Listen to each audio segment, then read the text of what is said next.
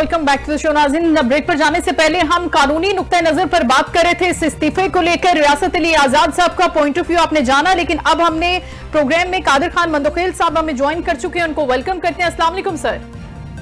जी वालेकुम। बहुत शुक्रिया सर आपके वक्त का। अभी डिस्कस हम कर रहे थे कि ये जो एक आईनी मामला इस इस्तीफे के बाद डेवलप होता हुआ नजर आ रहा है, क्योंकि हम देख रहे हैं कि गवर्नर केपी का एक अलग नुक्ता नजर है इस इस्तीफे के ऊपर। सबसे पहले तो उन्होंने ये पॉइंट रेज किया कि एक ऐसा शख्स जो कन्विक्टेड है उसके कहने पर अगर इस्तीफा दिया जा रहा है तो फिर उस इस्तीफे का वेटेज क्या है, उसकी हैसियत क्या है और वो कहां पर खड़ा है। लेकिन दूसरी जानिब, क्योंकि आपकी पार्टी ऑपोजिशन में है, आपकी पार्टी से गवर्नर साहब है, तो क्या पाकिस्तान पीपल्स पार्टी ने केपी की स्टेबिलिटी के हवाले से कोई प्लान आउट किए हैं चीजें? आप क्या समझते हैं कि क्या होना चाहिए? ये जो आवाजें गवर्नर राज की उठ रही हैं, आप इनको डिस्करेज करते हैं? पाकिस्तान पीपल्स पार्टी तो ऐसा नहीं समझ रही कि ठीक है ऐसा होना चाहिए? देखिए, मैं अर्गिज ये नहीं कहता हूँ कि गवर्नर राज होने चाहिए, और उसके अलावा भी सियासी तौर पे, जमहूरी तौर पे बहुत सारे रास्ते हैं। और पहली बात तो मैं गवर्नर के इस्तीफे की इख्तियारात बता दूं कि स्पीकर हो या गवर्नर हो या सेनेट चेयरमैन हो, उनके पास ये इख्तियार है कि एक शख्स उनके सामने बैठ के दस्तखत करे इस्तीफे पे, तब भी उनके पास इख्तियार है कि वो उसको कबूल करे या ना करे। ठीक। और दूसरी बात है, यहाँ तो अली अमीन गंडापुर साहब के इस्तीफे में क्लियर कट उसने लिखा है कि मैं बानी, और बल्कि मीडिया में भी ये बात की है कि मैं बानी के हिदायत पे इस्तीफा दे रहा हूँ। अब बानी कौन है? ठीक है, उनके लिए मोहतरम होगा पीटीआई की, लेकिन पाकिस्तान के कानून के मुताबिक तो वो एक सजा याफ्ता शख्स है जो जेल में बैठा हुआ है जी। अब गोया सजा याफ्ता शख्स, मैंने आपको पहले अर्ज कर दिया कि स्पीकर या गवर्नर के पास इख्तियार है कि सामने बैठा हुआ शख्स जो किसी की हिदायत पे भी न हो, लेकिन उसको शक हो कि ये किसी की हिदायत पे या किसी मजबूरी में इस्तीफा दे रहे हैं, तो वो कबूल न करिए, उसके पास इख्तियार है। अच्छा। दूसरी बात ये कि मेरे ख्याल में इमरान खान साहब ने अपनी पांव पे कुल्हाड़ी खुद मारा, और मुझे लग रहा है कि पुख्तनख्वा में ये इनका आखिरी वज़ीर आला होगा। आपको मैं याद दिला दूं कि पिछली असम्बली में 20 अरकान ने जो है ना पार्टी जो है ना वो वफादारी चेंज कर दी, इवन के वो पीटीआई के एमपीए थे। और आपकी पिछली हुकूमत में याद हुई जो खान साहब के खिलाफ अदम एतमाद की तहरीक है, तो 24 एमएनए ने अपना मुंह मोड़ लिए, ये जानते हुए भी कि हम नायल हो सकते हैं, उन्होंने मुंह मोड़ लिया। तीसरा सबूत ये है कि पिछले असम्बली में, पंजाब असम्बली में 25 अरकान असम्बली ने जो पीटीआई के लिस्ट में उनका नाम था, उन्होंने अपना मुंह मोड़ लिया है। फिर आपने वो फैसला और वो हमजा शहबाज की हुकूमत, वो सारी चीजें आपके सामने है जी।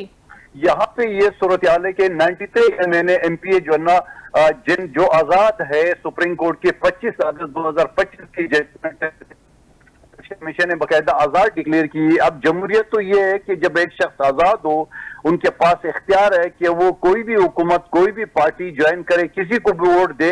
हाँ, जो सियासी पार्टी होती है, मिसाल के तौर पे जो है लेवल पे, जैसे पीपल्स पार्टी या नून लीग या जमीयत या और कोई पार्टी एमक्यूएम, वो उनके अरकान अगर पार्टी के मर्जी के खिलाफ किसी को वोट दे तो वो नायली की तरफ जा सकते हैं। तो मेरे ख्याल में और फिर उसका दूसरा सबूत ये है कि ये सारे जो एमपीए एमएनए जो उनको छोड़ गए, उसके अलावा अभी रिसेंटली जो 2-3 महीने पहले जो सेनेट का इलेक्शन हुआ, जहां पीटीआई जो है ना, इवन कि इमरान खान साहब अमन ओमान के हवाले से इस दहशतगर्दी के खिलाफ जो सलामती कमेटी के इजलास हुआ, आर्मी चीफ और वो सारे जो डिफेंस एनालिस्ट भी बैठे हुए थे, वहां उन्होंने अपनी हुकूमत में भी उसमें शमूलियत नहीं की, वहां नहीं बैठे।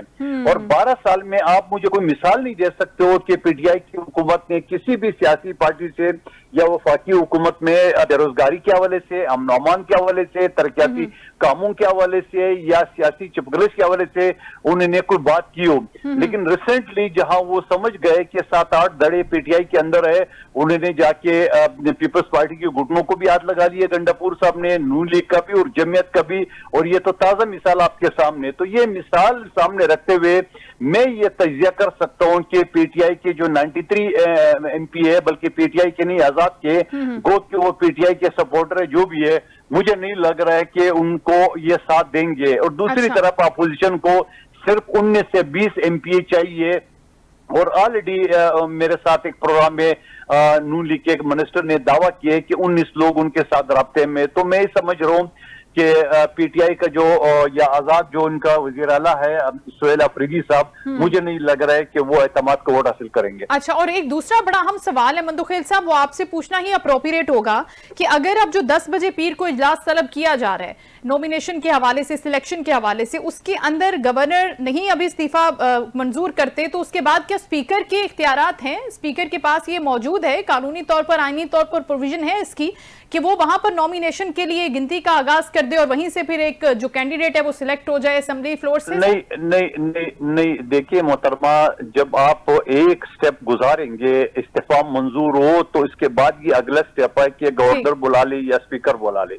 जब एक वजीर आला का इस्तीफा मंजूर नहीं होता है तो उसका मतलब है कि वो स्टिल वो वजीर आला है।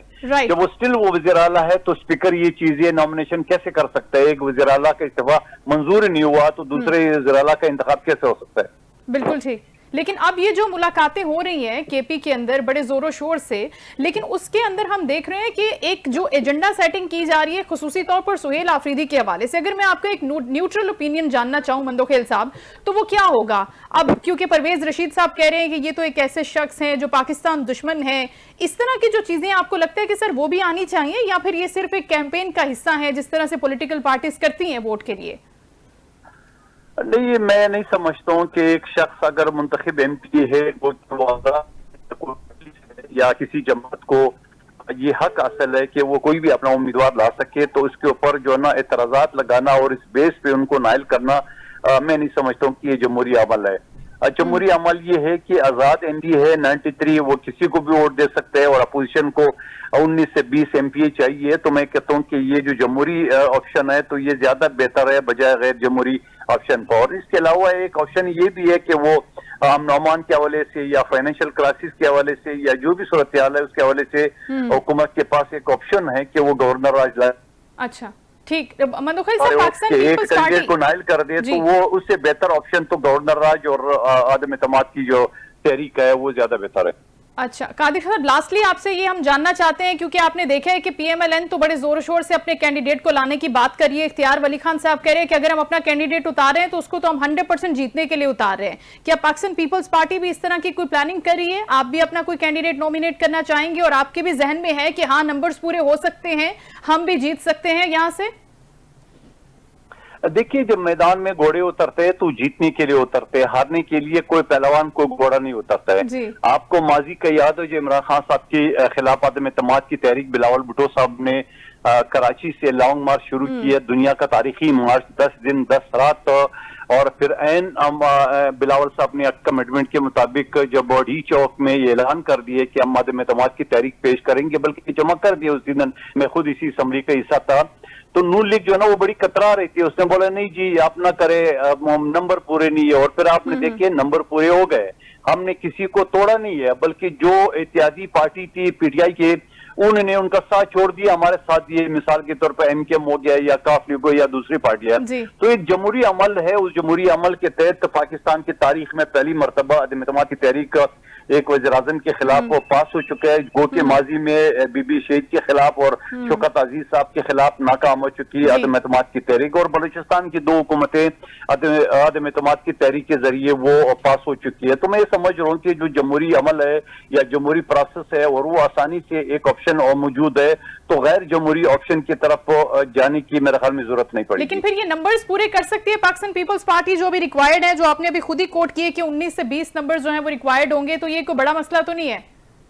देखिए, मैं बता रहा हूँ कि मेरे साथ जो है ना वो कल एक वजीर मौजूद था मुस्लिम लीग नून का, वो कह रहे 19 लोग जो है ना हमारे साथ राब्ते में, तो वो ऑलरेडी दावा कर रहे हैं, अभी तहरीक पास नहीं हुई है, अभी जाके कैंडिडेट खड़ी नहीं हुई है, वो ये दावा कर रहे हैं हमारे साथ 19 लोग जो है ना मौजूद है, और 19 लोग यकीनन मौजूद होंगे, क्योंकि माजी में मैंने आपको मिसाल सुना है कि पिछली हुकूमत में 20 एमपीए ने पीटीआई को छोड़ दिए पुख्तनख्वा असम्बली में, 25 एमपीए ने पंजाब असम्बली में छोड़ दिए और 24 एमएनए ने वो कौमी असम्बली में पीटीआई को छोड़ दिया। तो ये जो तारीख ये बता रहा है कि पीटीआई का, और वो पीटीआई के लोग थे जो पीटीआई के टिकट पे या उनके सिंबल पे या इलेक्शन कमीशन में पीटीआई के नाम से मंसूब एमपीए थे।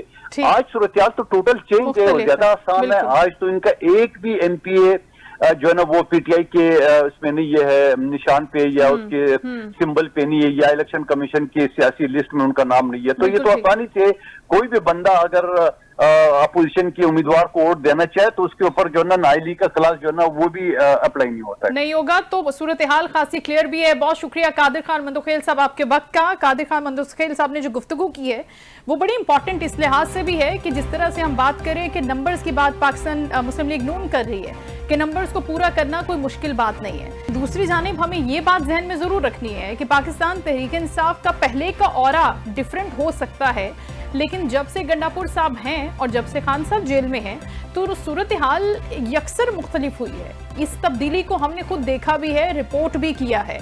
तो ये बड़ा इंपॉर्टेंट है कि अगर सुहेल आफरीदी साहब उतर रहे हैं, गंडापुर साहब उनको सपोर्ट कर रहे हैं, लेकिन क्या दूसरे कैंडिडेट्स, क्या दूसरे लोग जो उनको सपोर्ट करने के लिए मौजूद होंगे, जो उनको वोट करेंगे, जो उनके मेंबर्स हैं, क्या वो भी उनको सपोर्ट करेंगे या ऐन वक्त पर वो बिल्कुल पांसा पलट सकते हैं, गेम किसी और तरफ जा सकता है। ये सूरत हाल खासी इंपॉर्टेंट भी है, दिलचस्प भी है, परेशान कुन भी है, क्योंकि स्टेबिलिटी बहुत जरूरी है। इसको डीरेल नहीं करना, इसके अंदर कोई गैप नहीं आना चाहिए, क्योंकि ऐसे चोर रास्ते बहुत सारे होते हैं, ऐसे कोने खदरे बहुत से होते हैं जहां से अलग अलग रास्ते बनाने की कोशिश की जाती है। लेकिन जमहूरी प्रोसेस का हिस्सा रहना चाहिए मुकम्मल, इसी तरह से वोट होना चाहिए, इसी तरह से काउंटिंग होनी चाहिए। अगर जिस तरह से आज़ाद उम्मीदवारों की बात हो रही है वो अपना रोल प्ले करते हैं, वेल एंड गुड, लेकिन अगर पाकिस्तान तहरीक इंसाफ इस हुकूमत को नहीं कंटिन्यू कर पाती, सस्टेन नहीं कर पाती यहाँ पर, तो फिर सिचुएशन बड़ी परेशान कुन होगी। क्योंकि खान साहब की सूरत हाल हमारे सामने है, गंडापुर साहब का इस्तीफा हमारे सामने है, पार्टी के अंदर की जो चपकलिश है उस पर तो हमने बात ही नहीं की अभी तक, वो एक अलग एंगल है। अलीमा खान साहब का मामला और दीगर मामला पाकिस्तान तहरीक इंसाफ के, तो वो भी बड़े कंसर्न हैं लोगों को इस हवाले से कि पार्टी लीडरशिप है कहाँ, और अगर है तो वो क्या कर रही है, उसके रोल कहाँ है, उसकी फैसला साजी की कुव्वत और पावर्स कहाँ है, और उन पावर्स का इस्तेमाल हो कहाँ रहा है। तो इस पूरी सिचुएशन के अंदर सुहेल आफरीदी साहब का कैंडिडेट बनना और फिर इसको कामयाबी के साथ आगे लेकर चलना इटसेल्फ एक बहुत बड़ा चैलेंज है। और ये चैलेंज पाकिस्तान तहरीक इंसाफ किस तरह से अबूर करती है आने वाले दिनों में, पीर के रोज तो इजलास होगा, उसमें बहुत सी चीज़ें क्लियर हो जाएंगी, लेकिन उसके बाद भी सूबे के मामलात को, इंतजामी मामलात को आप यूँ कहें कि देखना बहुत ही बड़ा चैलेंज होगा किसी भी हुकूमत के लिए। चाहे वो नून लीग अगर उसको कह रही है और इस बात का क्लेम कर रही है कि हम जीतेंगे, हमारे पास इतने कैंडिडेट्स मौजूद हैं, या पाकिस्तान पीपल्स पार्टी एक अच्छी पोजीशन में अगर हमें वहां से नजर आ रही है, तो ये देखने से ताल्लुक रखती है चीज़ कि वो इसको आगे कंटेन कैसे करते हैं, लेकर कैसे चलते हैं। क्योंकि ऑलरेडी एक बहुत बड़ा वोट बैंक पाकिस्तान तहरीक इंसाफ का पहले से केपी के अंदर मौजूद है, और पाकिस्तान तहरीक इंसाफ ये क्लेम भी करती रही कि हमने केपी के अंदर बहुत टाइम तक बहुत चीज़ें डिलीवर की हैं। अब उन डिलीवरी को देखने का और उसके बाद की ताकत जाहिर है एक बहुत बड़ा असर रखती है, उसको देखने का भी वक्त आ चुका है। लेकिन इसके साथ ही आने वाला वक्त ये जरूर बताएगा कि पाकिस्तान तहरीक इंसाफ ने जो अब तक डिलीवर किया, या जो अब तक नारा लगाया, तब्दीली का नारा लगाया, या खान साहब का जो विजन बेचा, क्या वाकई उसके अंदर कोई पावर मौजूद है, या फिर वो रूखा सूखा तब्दीली का एक नारा था जिसको अब पाकिस्तान तहरीक इंसाफ और खुद केपी गवर्नमेंट खरीदना नहीं चाह रही। इस हवाले से आप अपनी राय का इजहार जरूर कीजिएगा। उम्मीद करती हूँ शो आपको पसंद आया होगा। इंशाल्लाह कल आपसे दोबारा मुलाकात होगी। अपना ख्याल रखिएगा। अल्लाह हाफिज।